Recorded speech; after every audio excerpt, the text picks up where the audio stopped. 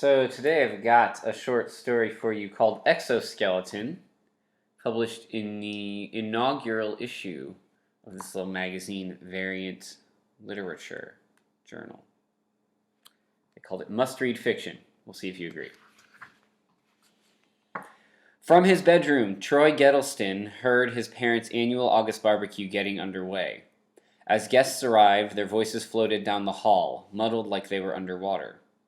When enough of them had rang the doorbell, the wives decided to play beer pong. While the husbands congregated on the back porch, grunting out approval as Bill Gettleston tossed steaks onto the grill, the women tramped down to the basement and slipped into the unfinished side, where never unpacked boxes and old, abandoned televisions surrounded the ping-pong table. The women's voices floated up through his heating vent to Troy's ear, so the noises sounded like a shitty, crackling radio, interrupted and blurred by the blasting cold air. He could hear his mother Judy fling down a sleeve of unopened red plastic cups. "Shit," he heard her yell. "We have an odd number of people." The doorbell rang. The men were all outside, so Troy took it as his duty to play doorman.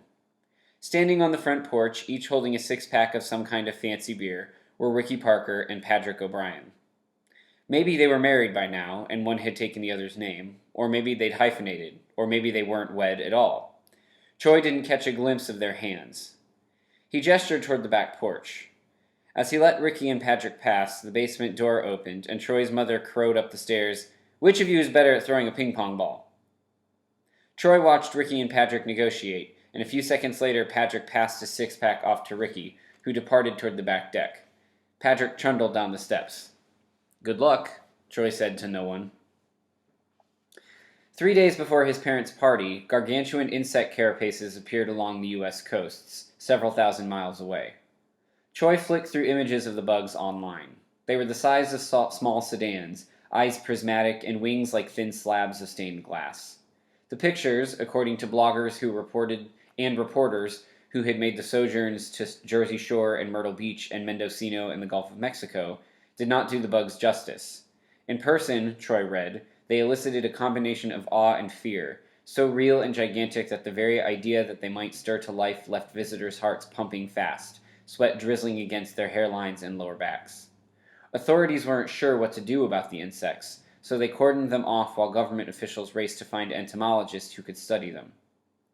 Troy clicked on his favorite, a humongous red-hued dragonfly tilting in the sand in Presidio. It stood as if by magic, its four thin legs hooked against the white beach, spindles thinner than curtain rods, the rest of the body parallel to the land, the gossamer wispy wings collecting afternoon light, peerless white and sapphire blues filtering through the shimmering glassiness. One theory claimed that they were art, a massive conspiratorial project like crop circles or the various works of Banksy. Some said there was no way anyone could haul that many bugs, there were hundreds, thousands, to all edges of the continent and keep it quiet. Plus, after the first expert managed to pull a teeny-tiny bit of arachnoid claw from an onyx scorpion, testing proved that the bugs were not made of glass. They were made of bug. Judy's voice filtered up through the vent. She was screeching out rules for the beer pong tournament. Troy's face flushed. Whose mother, on the cusp of 40, hosted a beer pong tournament? His hands went to his cell phone. Troy's parents had given him the green light to invite his friends over later, after the adults had slouched home. They'd lamented over dinner last night that each year the barbecue became bereft of guests earlier and earlier. Troy had sat in silence, picking at his potatoes and meatballs, until Judy slugged him in the shoulder and told him to drag his own cavalry over to take the partying helm once she and his father's posse was down for the count. He'd nodded an okay, but hadn't done anything about it. He did so now, corralling the phone numbers of half a dozen of his friends into a group message. After a moment's debate, he added Nate, whom he'd tried to help understand Algebra 2 the week before, to minimal success, in Troy's mind, and a C+ on the most recent quiz, a grand success in Nate's. Troy had sweated through the 2 tutoring sessions, unable to decide if Nate's ankle clacking 3-4 times against his was incidental or some kind of code. He sent the text. It wobbled up on screen in a green haze. He leaned back on his bed and stared at the ceiling while the insect on his computer screen stared at him, the glass bubbles of its eyes catching the beach light and scooping it in his direction. Troy rubbed at his temples, wondering if he could peel off his topmost layer of skin and find something else new and special beneath. When his bedroom door unexpectedly popped open, Troy sat up. Patrick was standing in the doorway at an awkward tilt, one hand on the knob. Sorry, Patrick said. He was tall, dirty blonde, somewhere between meathead and intellectual. I was looking for the bathroom. He tried to offer a toothy, pathetic grin. Too much beer, I think. He frowned. I probably shouldn't have said that. Patrick cleared his throat and pointed to the computer screen, where the dragonfly was still enlarged. Got any theories on those guys? The bugs? Troy looked toward his laptop. Not really. I just think they look interesting. They're certainly something. Mysterious. Yeah. Not that we need more mysteries to boggle our minds, do we? Troy didn't know what to say to that, so he nodded. He was saved by shouting that echoed down the hall, his mother calling for her beer pong partner. Gotta go, Patrick said. Haven't even used the restroom yet. Remind me which door is the right one? The next one. Ah, missed it by that much. Patrick paused. Thanks. You're welcome. Patrick offered a wobbling salute and pulled the door shut. Not until he was out of sight did Troy wave and say goodbye. Troy's phone buzzed. He looked down and was unsurprised to see that the first response to his invitation was a rejection, something hazy and indecisive, making a general claim about parents being lame and demanding a family movie night. Troy swiped it off screen, not bothering to reply. This had become de rigueur with his friends. Invite them to something too early and they refused to commit. Invite them too late and they already had plans. He'd yet to find the balanced equation, the perfect sweet spot, for success. More declined invites would roll his way, he knew. Troy tossed himself out of his desk chair and pulled open his bedroom door. He could still hear the buzz of noise from the basement, periodic screeches of success.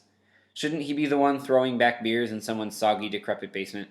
He knew kids at school that drank, some of them even showing up to first period stinking of well whiskey or vodka, their eyes glossy and hair tousled from a night of partying. The jocks threw keggers all the time, playing spin the bottle and strip poker with their cheerleader or dance squad girlfriends in houses full of thumping music and no parents. Troy was never invited to these shindigs, but word of their rowdiness had certainly reached his ears. They sounded like something out of the movies. The noise of the beer pong tournament flushed up the stairs as he walked past. Troy could see his father manning the grill, clouds of steam and smoke pouring into the sky. The other men were in scattered clusters, fists curled around amber beer bottles. Their noise was muffled by the thick doors leading outside to the back deck that got little use except for when Bill got up the gumption to plaster pork chops with his homemade barbecue sauce that Troy had to admit was better than anything he'd eaten at any restaurant in his life. His father had taught him the secret recipe more than once, but Troy always forgot. He tossed himself onto the living room couch and plucked up the Xbox One controller splayed next to the remote. For ages, his mother and father had locked horns over where to keep the video game console, Judy arguing that it was tacky and ill-fashioned for such a thing to take up space in the family room, Bill countering that by asking what better way was there to keep Troy from becoming a basement-dwelling weirdo than by keeping his favorite things on the main floor. Bill won. Troy kept getting himself killed, his digitized super soldier with impossible bowling ball-sized shoulders getting mown down by mysterious gunfire when he approached a series of abandoned cars along a blitzed highway. Tough time? Troy looked up. Standing behind him, beer bottle cocked against his hip, stood Ricky Parker. Hi, Troy said, trying not to mumble or stutter. He pressed the pause button and left his soldier idling at the same save point he'd come back to life at over and over. Yeah, I guess. I haven't played this one yet, Ricky said, or I'd offer what would surely be useless advice. He tapped his beer bottle and took a sip. Troy caught a glance at Ricky's fingers. Bare. No rings, no emblems. He wanted desperately to ask Ricky how he'd known that Patrick would want him. Not just want, really, but like, even love, when there was so much danger in the not being sure. There was so much that could have happened if he had been wrong. How did he know how to take the risk? How did anyone? But before he could bring himself to say anything, a burst of noise broke from the basement. The door opening, a stampede of women ascending the stairs. Troy sat up and swung from the couch. Ricky started to say something, but Troy was gone, hopping past him down the hallway. The last thing he wanted was to get caught up in explaining his summer activities or his non-existent love life to his mother's cadre of friends, answering their questions about whether he had a girlfriend yet. He heard Judy yell something at Ricky about Patrick being a great beer pong partner, and Troy felt a strange flash of embarrassment on everyone's behalf. His gut roiled as he slid into his bedroom, shutting the door. Like a despondent, worried character in a movie, he leaned against it, ramming his head and letting out a long, sorry breath. Nate's text appeared on Troy's screen. It began, "Sorry, man." Troy swiped it away. The party had moved into the living room. He could hear his mother whooping about her victory in the beer pong tournament, Patrick her stupendous, her word, slurred and gummy in her drunken mouth, partner. Troy pictured him and Ricky standing idly, perhaps sheepishly, caught in the spotlight of his mom's obnoxious celebration. He Googled the bugs again. Troy couldn't put into words why he was so piqued by them, addicted almost, to looking at their glassy bodies shining against beachfront, tiny legs like syringes plunged into the sand, and majestically, magically keeping their exoskeletons afloat. One of the bugs, he read, had broken open. A caterpillar, massive and segmented, each one of its fuzzy hairs a tiny glassy spike sharp enough to draw blood, had cracked along its spine, a furrow like a split in asphalt. No one was quite sure why or how the crack had appeared. The bugs on the beach in Atlantic City had been cordoned off, patrolled by officers from the CDC who took their job overly seriously. The crack, one article said, was not wide enough to allow anyone to peer inside the caterpillar, not even for an endoscope to be shoved inside. But it was noticeable and real, shimmying down the bug's back in a jagged line. Well, Troy thought, caterpillars do change. He imagined the bug turning to slop inside a cocoon, but maybe these bugs did away with transitional phrases and went straight from child to adult, larva to monarch, bypassing the dormancy and difficulty of the muddy, goopy middle. Troy thought the knock on his door, gentle, as though coming from a skittish animal, might be Patrick or Ricky, rounding in to say goodbye. It was, instead, his dad, beer-eyed and tight-lipped, wanting to let Troy know there was plenty of leftover food. If you're hungry. Okay. Or for your friends. Okay. He did not tell his father that all of his friends had declined his invitation, a spool of shitty reasons, short, chirpy texts. Instead of bothering with replies, he kept reading about the bugs. No updates on the caterpillar that had split. Someone had wrangled a way to set up a live feed of the carapace, which sat stone still on the sand. The camera was zoomed in on the crack, sharp and jagged like the skin had been cut through with a dull bread knife. The line was dark and thick. His father's eyes were glassy. The living room was still pulsing with voices, but they were hushed, fewer. The front door had opened and closed several times, cars growling to life and squealing away into the encroaching summer twilight. "You all right, Bo?" Bill's mouth twisted into a half grin that was meant to be inviting, but looked like something from a horrible circus clown. "Yeah? Why?" "You've been quiet." Troy shrugged. "It's not my party." "Of course it is. It's your house. It's your party." Troy looked at his father. One time, Bill caught him looking at pictures of male underwear models on his computer. Troy was listening to music, a YouTube playlist of Kansas, Boston, all those old bands named for cities and states, and had forgotten to lock the door. He'd been sussing out a Sudoku puzzle and scrolling through a Tumblr page that collected photos of fit, attractive men in tight, skimpy pump briefs or Uniqlo trunks. He'd heard his father start to speak, something about laundry, but Troy didn't turn around. Nor did he try to hide what was on his computer screen. He kept humming along to Carry On My Wayward Son and filling in numbers, pretending he had no idea his father was there.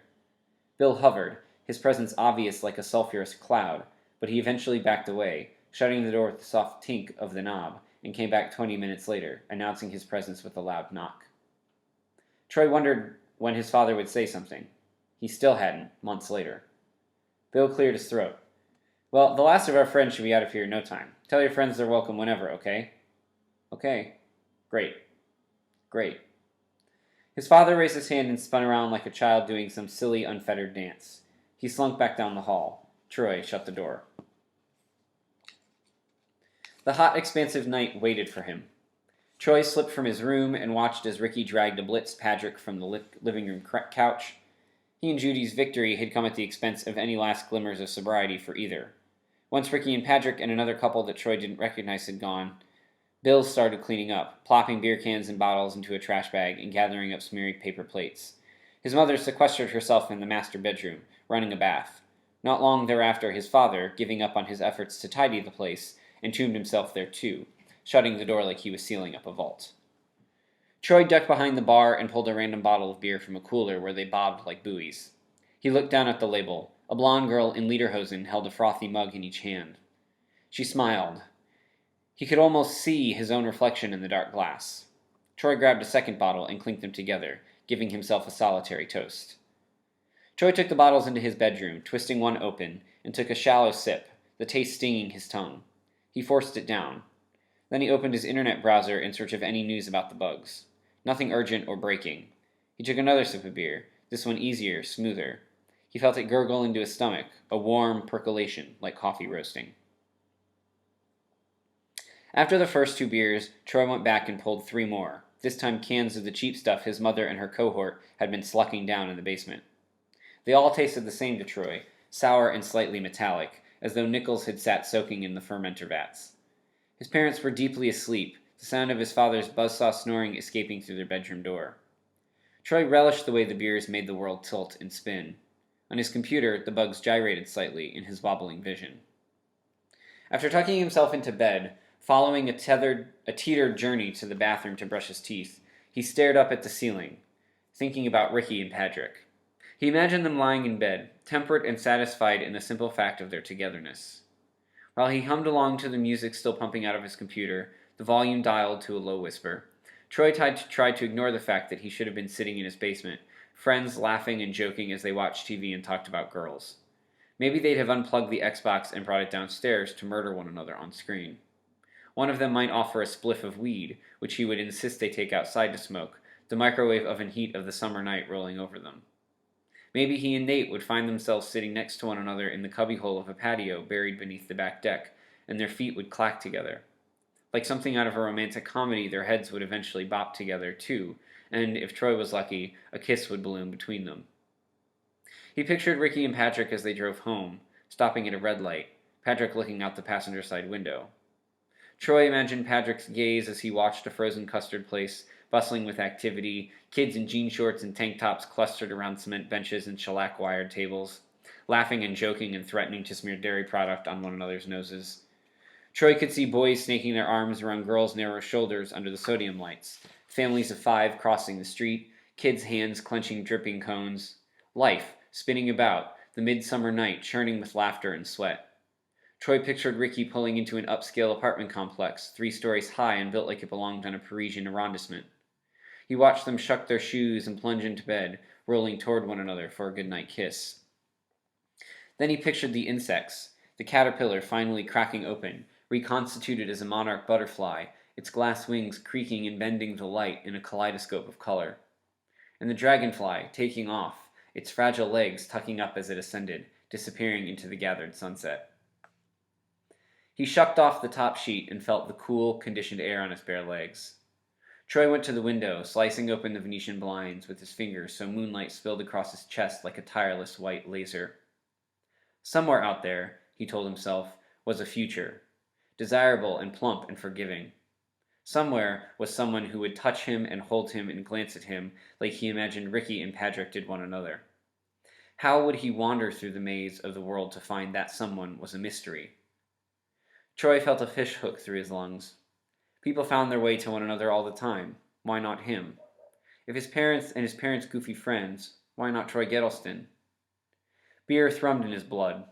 He shut his eyes and let his body sway as the music on his computer came to a juddering transition, from Separate Ways to You're the Inspiration, and told himself he wouldn't open them until morning, until a week had passed, until years were gone by, as if in darkness he could travel through time to a new place, a new world, where life was simple and direct, and love was everywhere. The end.